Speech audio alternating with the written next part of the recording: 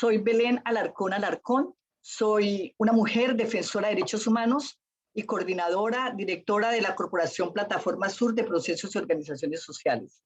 La Corporación Plataforma Sur de Procesos y Organizaciones Sociales es una organización que desde hace 13 años existe en el sur de Colombia y actúa fundamentalmente en el departamento del Huila, el Caquetá y el sur del Tolima, en el tema de defensa de derechos humanos y formación en procesos de gobernanza y gobernabilidad, sobre todo con población campesina.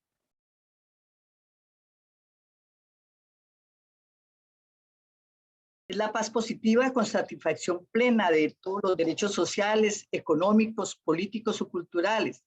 Es una paz con respeto a la dignidad y a la libertad que está construida desde lo territorial y de manera colectiva y participativamente. Es decir, una paz que cierra las brechas socioeconómicas existentes en este país y que son tan profundas. Una paz que le da la tierra para quien la trabaja. Es una paz donde existe el pan en todas las mesas. Una paz donde hay derecho al trabajo, a la salud y a la educación. Fíjense que realmente en los pasados acuerdos lo que se dijo es que la paz en Colombia es una paz territorial, construida desde los territorios, no desde el centro. La realidad colombiana es que aquí la guerra se ha vivido fundamentalmente en los territorios, en lo que llamamos la Colombia profunda. Es la paz que han sufrido los campesinos que viven en condiciones realmente inmisericordias, olvidados completamente por el Estado.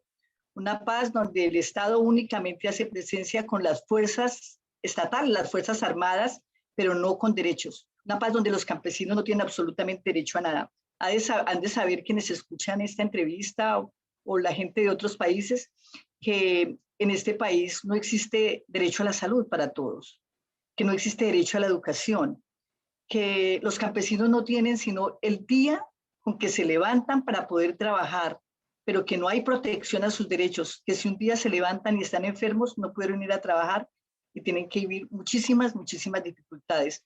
Por eso cuando se habla de que la paz se construye en los territorios, se construye con la gente de abajo, con los campesinos, con los descamisados, no con el centro del país, que es donde pareciera que en este país solamente ha existido el centro, ¿no? Las políticas se construyen desde, decimos nosotros aquí de alguna manera muy gráfica, se construyen desde los pisos 16 y 24 de un edificio en Bogotá, sin consultar las necesidades, los deseos, las ilusiones de la gente que está en el territorio. Un país donde el centro desconoce lo que sucede en lo local. Tenemos que decir qué sorpresa cuando de pronto, de un momento a otro, los llamaron para que opinaran sobre si estaban de acuerdo con que se firmara la paz o no. Y fue una sorpresa seguramente para el mundo entero darse cuenta que hubo la población, mayoría respondió que no estaban de acuerdo con que se firmara la paz, porque la gente no sabía realmente que existía una guerra.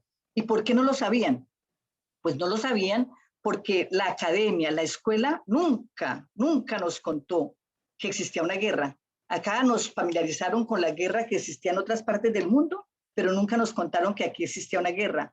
Los medios de comunicación quedaron debiendo, los medios de comunicación no contaban absolutamente nada de eso y solo nos decían, nos dábamos cuenta de lo que sucedía cuando había un atentado en Bogotá, cuando a la gente la sacaron de un edificio aquí en la ciudad de Neiva, porque sacaron a un senador, o cuando la insurgencia bajó un avión para llevarse a los senadores, o cuando hubo un atentado en uno de los clubes más importantes de Bogotá, el Club El Nogal. Pero mientras tanto, la guerra que se sucedía en los territorios, donde los que estaban muriendo eran los campesinos, los jóvenes, ya fuesen de la insurgencia o fuesen del ejército, eso pasaba desapercibido y eso no nos tocaba. Como hemos vivido una guerra tan larga, decimos que más de 50 años, incluso de 70, entonces nos fuimos familiarizando con todo este tipo de cosas y nos parece que la muerte violenta y la existencia del hambre es inherente a nuestra condición. No conocemos otra forma de vida. Por eso nosotros decimos hoy, como lo plantearon también los acuerdos, que la paz es territorial. La paz se construye en los territorios, con las agendas que plantean los campesinos, que plantean las mujeres, que plantean los jóvenes, que hoy se ha hecho visible en las movilizaciones que hay en este país, de cómo finalmente los muchachos están pidiendo cosas elementales de dignidad humana, derecho a comer, así sencillamente, derecho a ir a educarnos. Entonces, no hay otra forma, no podemos seguir hablando de una paz que saca decretos desde el piso 27 o del Congreso de la República, desconociendo lo que pasa en los territorios.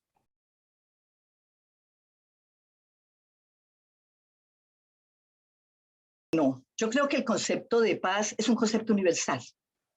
Paz es sencillamente satisfacción de derechos sociales, económicos, culturales, políticos. Paz es equidad. Paz es el respeto a la dignidad y a la libertad. Quizá la circunstancia de que América Latina haya sido muy presentes los golpes de Estado, han sido muy presentes la existencia de movimientos insurgentes, se piense que aquí hay una concepción particular sobre el concepto de paz, pero quizá esa particularidad ha estado más orientada desde los estados, que han entendido que la paz es la negociación con esos movimientos insurgentes, o esos movimientos beligerantes, o esas guerrillas, y entonces se concibe la paz como el silenciamiento de los fusiles, como la negociación con un actor armado a quien se le hacen las concesiones, se negocian y se hacen acuerdos, pero no se tiene en cuenta que la paz realmente como concepto universal es la satisfacción de derechos, es el cumplimiento de cosas universales como tener sencillamente derecho a la vida, ¿sí? Derecho a la educación, derecho a comer, así de sencillo. Entonces, yo creo que no hay un concepto particular de paz existente para América Latina, pero que dadas las condiciones desde los estados se ha planteado y se ha hecho, eso se ha concebido como la paz, lo que ha hecho que justamente nunca se haya logrado llegar a otros estados, porque de esta manera no vamos a construir la paz si no hay satisfacción de derechos.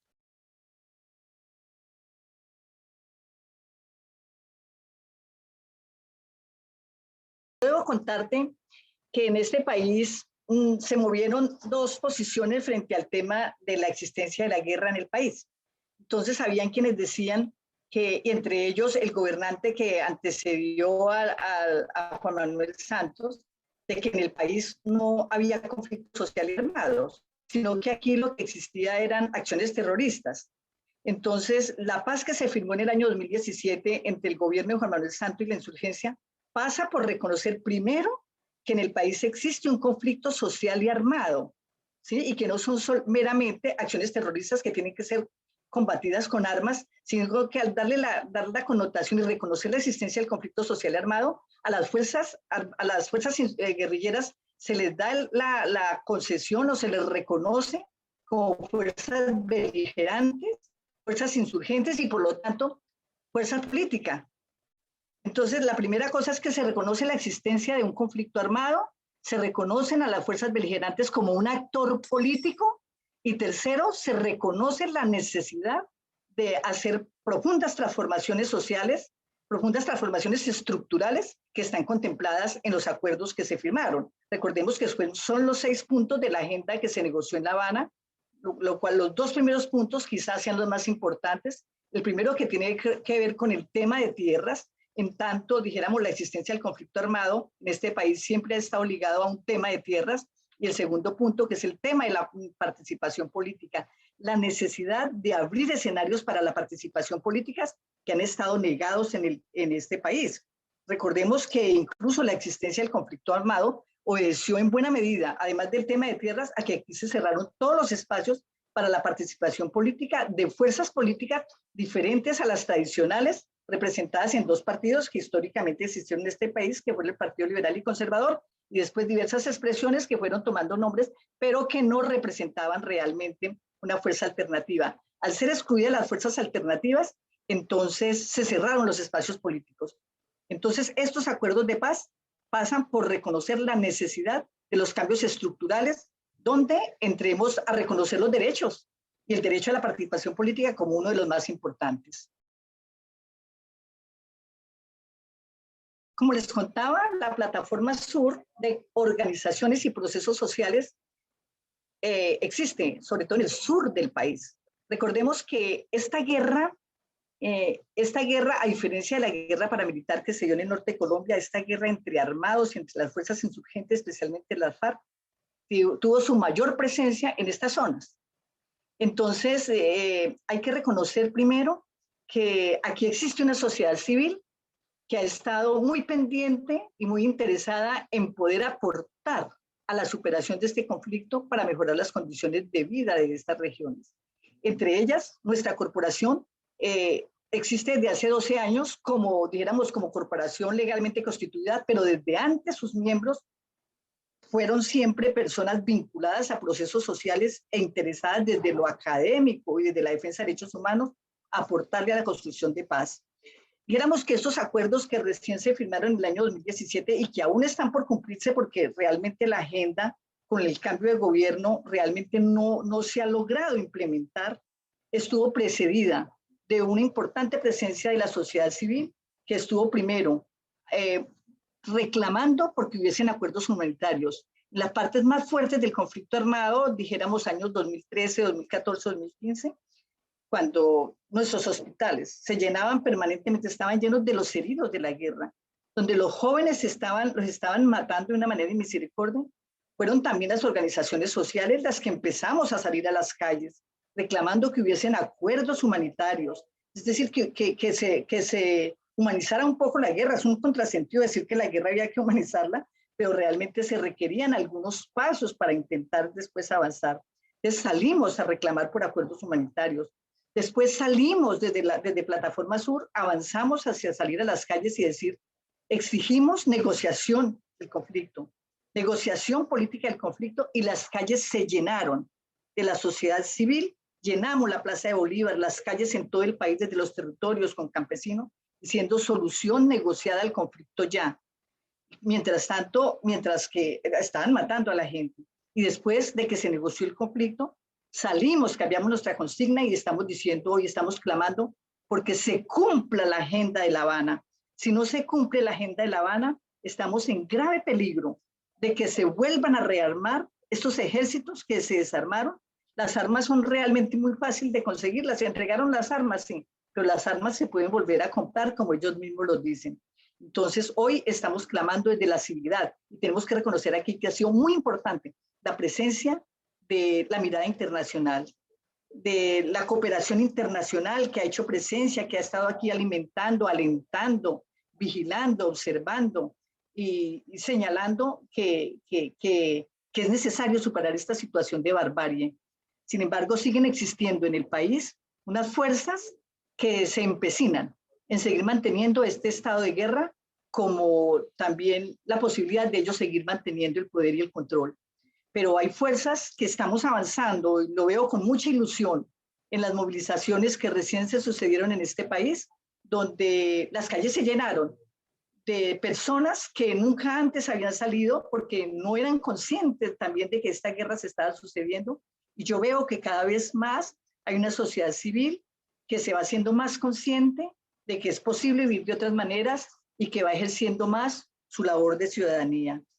Es importante saber que en este país realmente el déficit de ciudadanía es muy grande.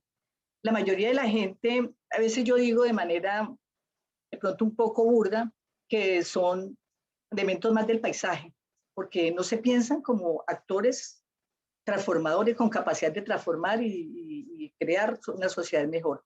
Pero tengo la ilusión de que todos esos esfuerzos no serán en vano y que vamos a avanzar hacia la construcción de un país mejor, donde todos podamos vivir de una manera más feliz.